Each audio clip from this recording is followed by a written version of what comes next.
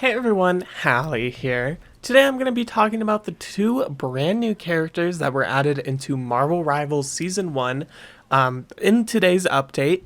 And these two characters are Mr. Fantastic and Invisible Woman, also known as Susan Richards. In today's video, I'm going to be giving my first impression of these characters, an overview of these characters, as well as when you should just be using these characters, as well as some just general tips and tricks, not only on how to play these characters, but also how to counter them. So if this video helps you in any way, be sure to leave a like. That's all I ask. But anyways, let's go ahead and get right into it. I'm going to have chapters for this video so you can skip around to whatever character that you want to see me talk about. But the first character I'm going to be talking about is going to be Mr. Fantastic. Mr. Fantastic is a duelist character, although in my opinion, you could almost consider him a hybrid between a Vanguard and a duelist. Why do I say this? Well, he has incredible survivability, and his entire kit is really just focused around soaking up as much damage as possible, and he is honestly just quite incredible. Mr. Fantastic's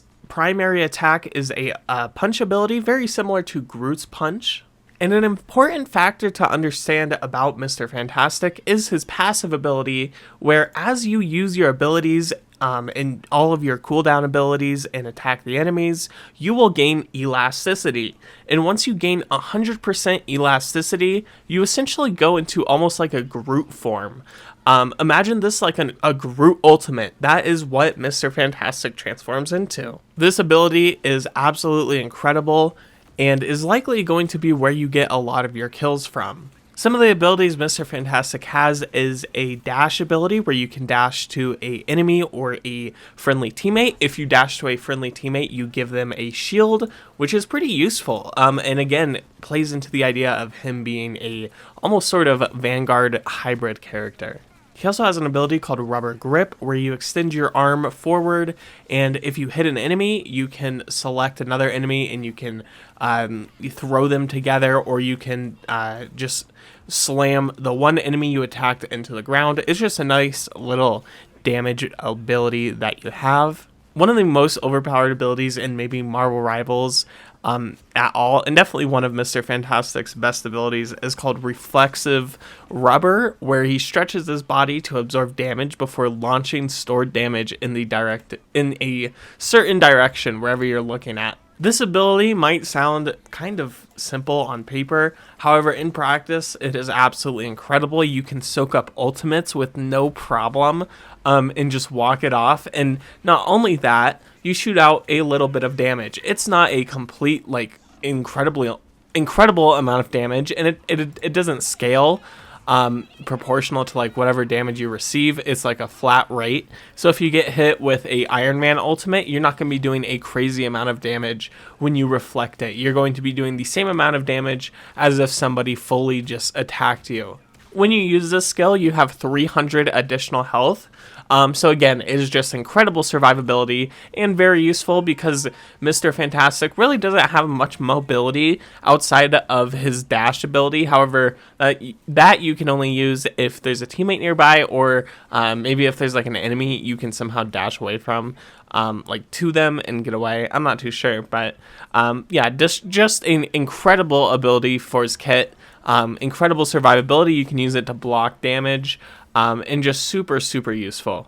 Then we have Mr. Fantastic's ultimate, where he just jumps up and smashes the ground a bunch of times.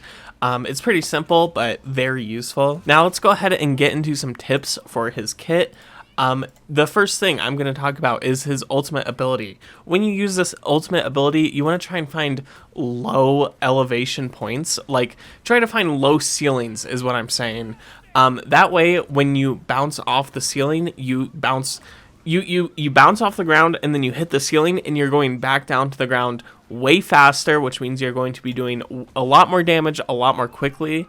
So just a nice little tip is to look for low ceilings and try to use your ultimate under those when you are playing as Mr. Fantastic. Another thing I highly recommend with Mr. Fantastic is seriously play him like a Vanguard.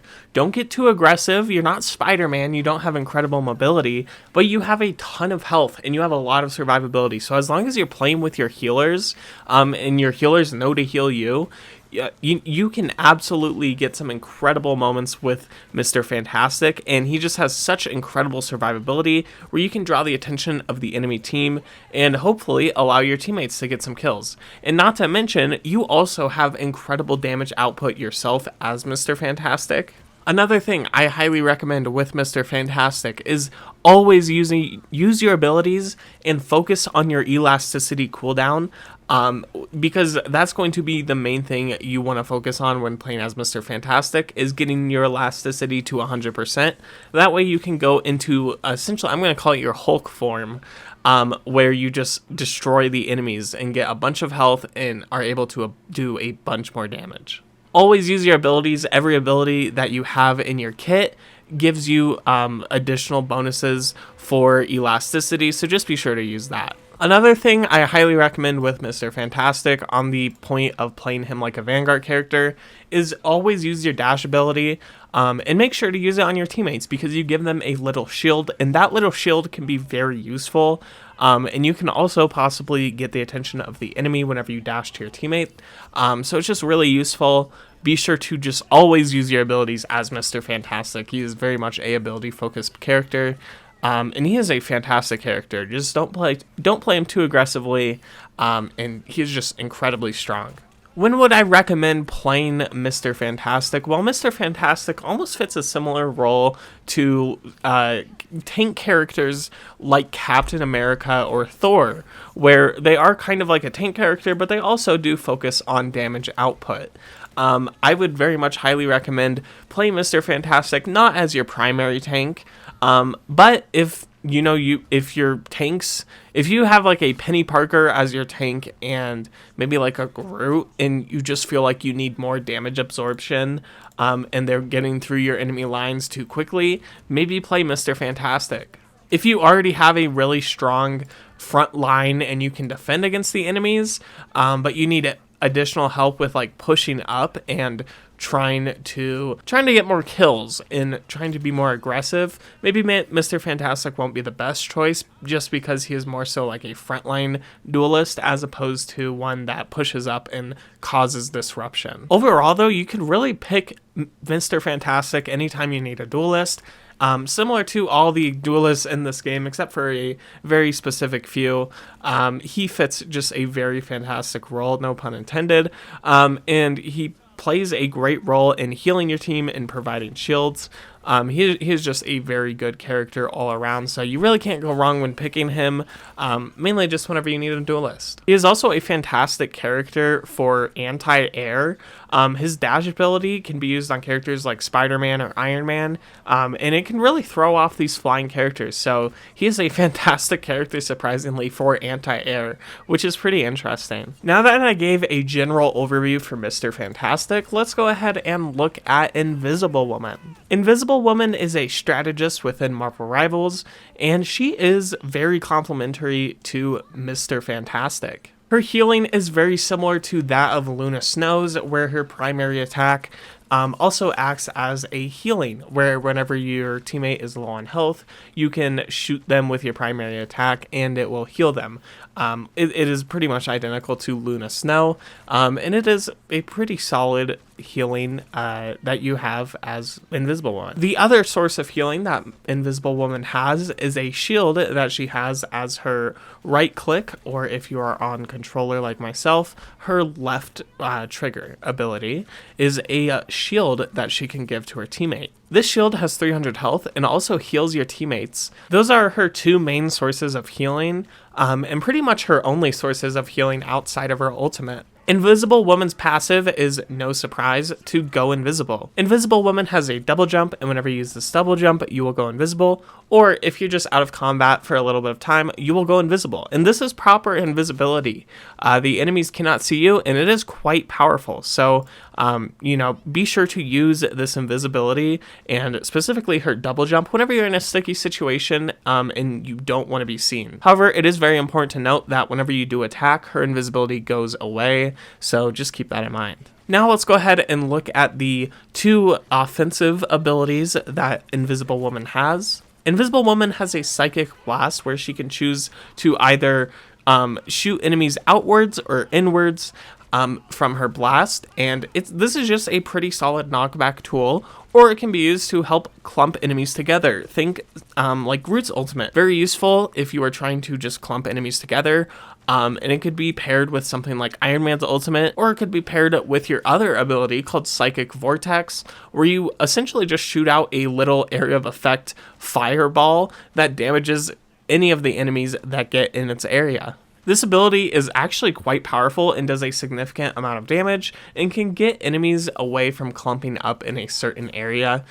So be sure to combine this with your Psychic Blast to, just disrupt the enemies and mess them up with, just crowd control. Invisible Woman's ultimate ability is a big shield that she can project, where if you or your teammates step into the circle, you are fully invisible and can attack the enemies while being invisible, which is incredibly powerful. Enemies outside of this force field cannot see you. However, if they do enter the force field, they can see you. However, they receive a significant mobility debuff where they become super slow, and it makes it much easier to attack. But it does cause you to be seen. On top of all of this, this huge field allows your teammates to receive a shield and it heals them, which is just incredibly powerful.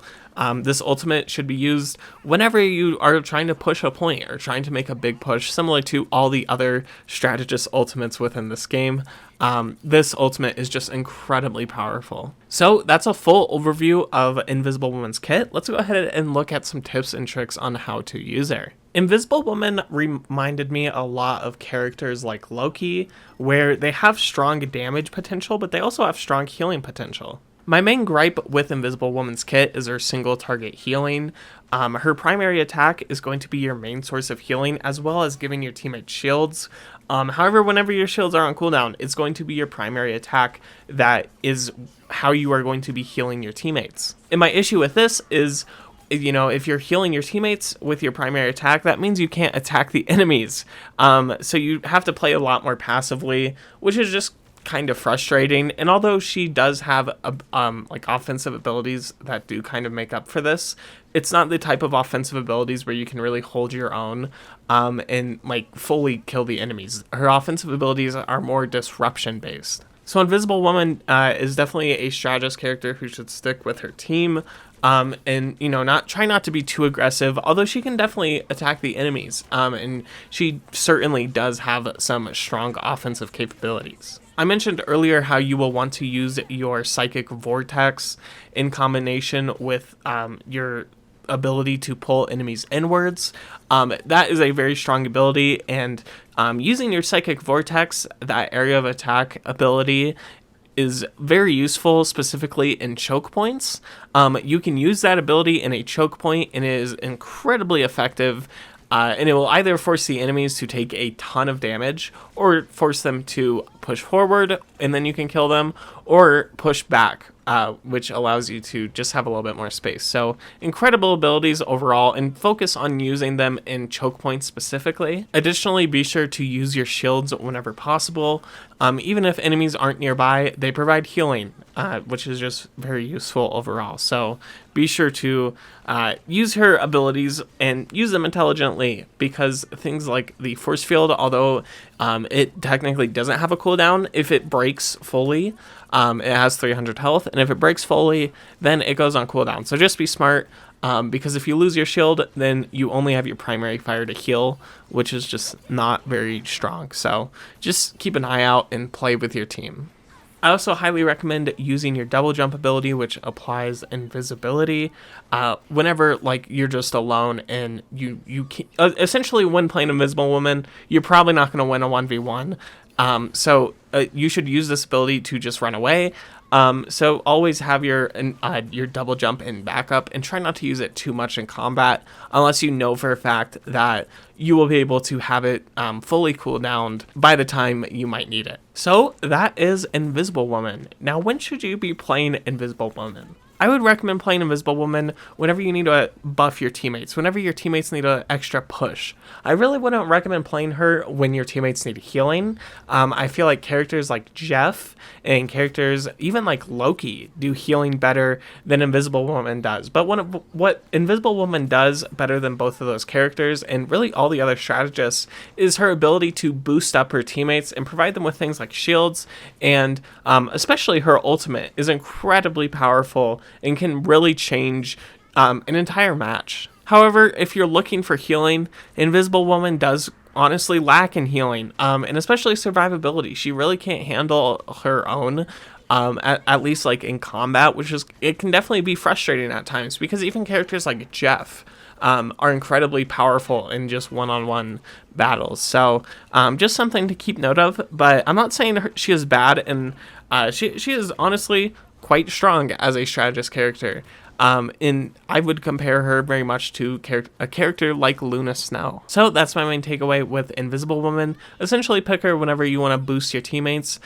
She does have healing capabilities. However, if you need a significant amount of healing, maybe a character like Jeff is just going to be a better option. And of course, I should mention the team up ability with both of these characters. Mr. Fantastic and Invisible Woman are able to team up, and they get bonuses for each other. Mr. Fantastic gets a ability where he can use a shield on himself, which grants him some extra health. And Invisible Woman, on the other hand, just gets a healing boost, which, you know, is definitely useful. Overall, I think these characters are very cool, and I'm very excited for the future of Marvel Rivals.